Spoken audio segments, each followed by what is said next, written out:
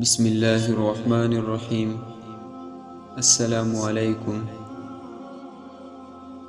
کہا جاتا ہے کہ کسی علاقے میں قحط سالی پیدا ہو گئی۔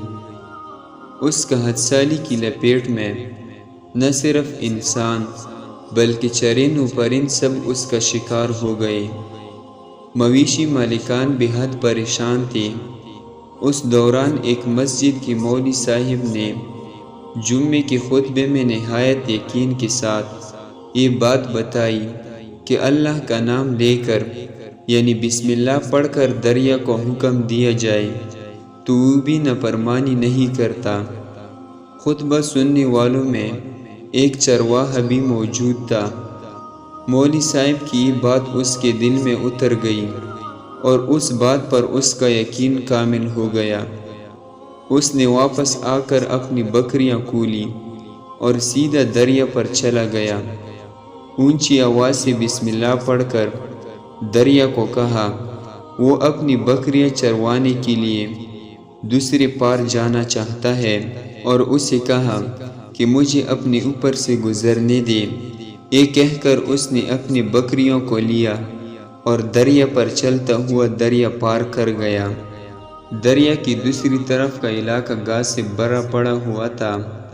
درختوں کی پتی بھی سلامت تھے کیونکہ کسی کو یہاں تک آنے کی رسائی نہیں تھی۔ اس نے خوب اچھی طرح اپنی بکریوں کو سیر کروایا اور واپس لوٹ آیا۔ پھر یہ اس کا معمول بن گیا کہ وہ بکریاں پار چھوڑ کر واپس آ جاتا اور شام کو جا کر بکریاں واپس لے آتا۔ اس کی بکریوں کا وزن دگنا ہو گیا۔ لوگ حیران ہو گئے اور اس سے پوچھا کہ وہ اپنی بکریوں کو کیا کھلاتا ہے۔ وہ سیدھا سادہ اور صاف دل نوجوان تھا۔ اس نے صاف صاف بات بتا دی کہ جناب میں تو بسم اللہ پڑھ کر دریا پر چل کر اپنی بکریاں دوسری طرف چروانے لے جاتا ہوں۔ یہ بات سب نے سنی مگر کسی نے اس چرواہے کی بات پر یقین نہیں کیا کیونکہ یہ ناقابل یقین بات تھی۔ مگر بات ہوتی ہوتی مولوی صاحب کے پاس پہنچ گئی۔ مولوی صاحب نے اس چرواہے کو بلایا اور سارا واقعہ پوچھا۔ اس چرواہے نے مولوی صاحب کو ہی حوالہ بنا لیا کہ مولوی صاحب میں تو آپ کا شکریہ ادا کرنے والا تھا۔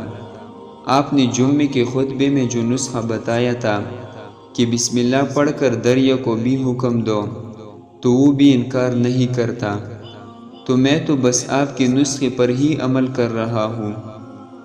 مولوی صاحب حیرت سے اس کے چہرے کو دیکھتے رہے۔ مولوی صاحب نے کہا بھائی صاحب ایسی باتیں تو ہم ہر جمعے میں کرتے ہیں، فقط ان کا مقصد لوگوں کا ایمان بنانا ہوتا ہے۔ مگر بکریوں والا ڈٹا رہا کہ میں تو بسم اللہ پڑھ کر پانی پر چلتا ہوں اور بکریوں سمیت پانی پر چلتا ہوں۔ آخر کار مولوی صاحب نے صبح خود یہ تجربہ کرنے کی ٹھان لی، جسے دیکھنے کو چرواہے سمیت پورا علاقہ بھی آ گیا۔ مجمع زیادہ تھا۔ مولوی صاحب نے ایک دو بار سوچا کہ انکار کر دوں کہ کہیں ڈوب نہ جاؤں، مگر وہ جو مولوی صاحب کو کندھے پر اٹھا کر لائے تھے اب بھی جوش و خروش سے اللہ اکبر کے نعرے لگا رہے تھے اور مولوی صاحب کی حق میں تعریفیں کر رہے تھے۔ آخر کار مولوی صاحب نے اپنے ڈر کو دور کرنے کے لیے ایک رسی منگوایا۔ پہلے اسے ایک درخت کے ساتھ باندھا، پھر اپنی کمر کے ساتھ باندھا، پھر ڈرتے ڈرتے ڈھیلا ڈالا بسم اللہ پڑھا اور دریا پر چلنا شروع کیا۔ مگر پہلا پاؤں ہی رکھا تھا کہ پانی میں گر گئے۔ لوگوں نے کھینچ کھینچ کر باہر نکالا۔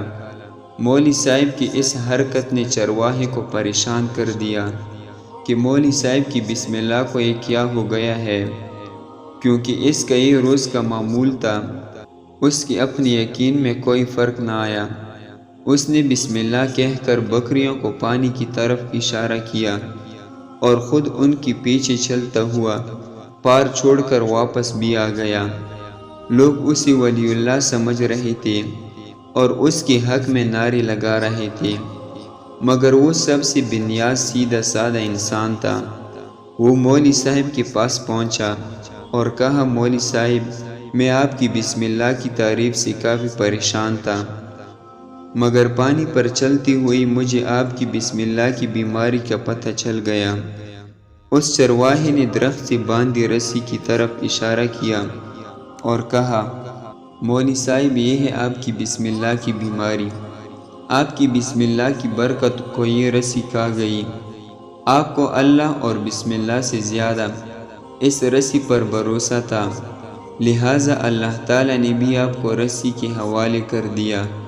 پھر کہنے لگا، مولوی صاحب آپ بھی کمال کرتے ہو، میں نے آپ کے منہ سے سنا اور یقین کر لیا، اور میرے اللہ نے میرے یقین کی لاج رکھ لی، مگر آپ نے اللہ کا کلام سنا مگر یقین نہیں کیا، لہٰذا آپ کو اللہ تعالیٰ نے رسوا کر دیا۔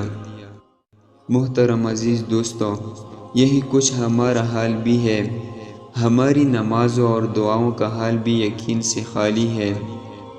ہم امید کرتے ہیں کہ آج کی ویڈیو آپ کو اچھی لگی ہوگی، تو اسے لائک اور سبسکرائب ضرور کیجیے گا۔